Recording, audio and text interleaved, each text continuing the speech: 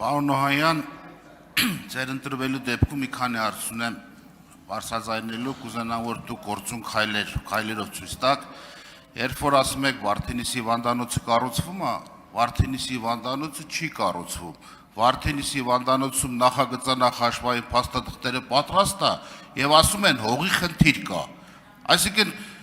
նախագիծը պատվիրվել է, հիմա նոր հասկացել եք, որ այդտեղ ինչ-որ սահմանակից սեփականատիրոջ հողի վրա է կառուցելու իբրև թե, եւ սա տեխնիկական բնույթի է դորականում, ես չեմ հասկանում, նախագիծը ոնց կարող առանց սեփականության վկայականի կատարվի, սա մեկ, այդ խնդիրը պաթանոլոգիական լաբորատորիաների ինչպես գործընկերը պարզեց, նաեւ վերաբերելի է ճամբարակ համայնքում, սահմանամերձ, ես վերջում եղել եմ, մի հատ գնացեք այդ դժգոհությունները տեսեք, մարդը դիակը բերում է, սևանում է երձում, Ինչքան լրացիչ ֆինանսական աշխատանքի դժվարություններ, ֆիզիկական եւ ժամանակային դժվարություններ կա։ Եվ ձեր նախորդ գործընկերն ասում են տրանսպորտ կա, նախարարն ասում է դա մենք ապովել ենք, ձեր բարձրացած 70 չէ, 45-ը։ Ասում եմ ընկեր, դժգոհությունը գնալով խորանում է։ Այդ խնդրին լուծում տալ է պետք, թե չէ ասած լողացող ու շատ շուտ լուծում տալ է պետք, որտեղ դուք ձեր Զեկույցում ձեւ խոսքում ասեցիք, որ մենք համակարգը ծառայեցնում ենք ժողովրդին, այդ ձևով եք ծառայեցնում ժողովրդին։ Դիակը վերցած 60 կիլոմետր բերում է մարդուն հերձելու, 6 ժամ սպասում է հերթի պատճառով, ոչ բան։ Հետո հետա տանում այդտեղ։ Սա մեկ եւ երկրորդը, որ ասում եք աշխատավարձների հետ կապված, նախ ասեմ, որ դեկտեմբեր ամիս աշխատավարձ չեն ստացել մարդիկ։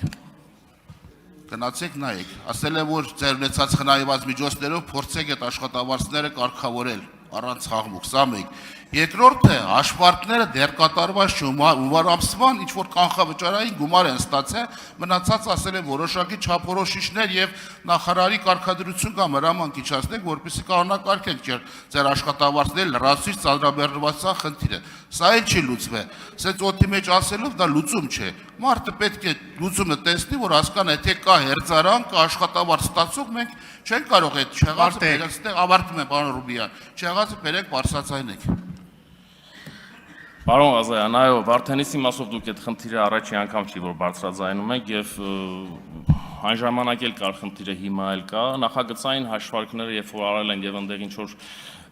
աշխարհագրական դիրքի հետ կապված խնդիրներ կա, դա կարծում եմ մեր տիրույթի լուծելու հարց չի։ Եվ ես կարծում եմ, որ նաեւ եթե կա նմանատիպ խնդիր, այդ խնդիրը անպայմանորեն կլուծվի, եթե տեղի ունեցել սխալ, որը որ մեր տիրույթում քննարկելու տիրույթում չի գտնվում։ Դա մեկ, աշխատավարձների մասով ես համաձայն չեմ ձեր հետ, դեկտեմբեր ամսին աշխատավարձային հաշվարկ եղել է եւ ստացել են։ Իսկ հունվարի 1-ից արդեն ասեցի, որ ապահովության ներդրման արդյունքում այո, առաջացել են որոշակի խնդիրներ եւ այդ խնդիրները լուծման որոշակի մեխանիզմներով կկարգավորվեն եւ այդ թվում նաեւ բժշկական հանրության ծրագրային տիրապետելիության խնդիր կա, որպեսզի ծավալային առումով ոչինչ դուրս չմնա մուտքագրումներից։ Արձագանք։ Պարոն Նոհայան, կարող եք ճշտել դեկտեմբեր ամսին առաջնային պահպանման օղակները, այդ թվում պոլիկլինիկաները եւ ամբուլատորիաները աշխատավարձներ չեն ստացել, հստակ է դա։ Ինչ վերաբերվում է Վարդենիսի տարածաշրջանի հիվանդանոցային կոմպլեքսի կառուցմանը, այդտեղ դուք թերություն ունեք, ասում եմ, հողը չեղած նախագիծ եք իբրև թե այդ բանարը պատվիրը փող եք ծախսել։ Երկրորդը ճամբարակի հետ կապված 16 թվականին բավականին ժամանակակից հիվանդանոց կան տեղ, բանդեղի չեք պաթանոլոգիական լաբորատորիայի խնդիրը լուծում։ Այդտեղ ասում եք, որ բան չի 16 թվականին ես ինքս էլ բացման եղել եմ ճամբարակում, բավականին եւ ասում եք սարքավորումներով ագեցվածության աշճանը բարձրացել եք։ Դուք չունեք մեկնեղ մասնագետ այդ տարածքներում։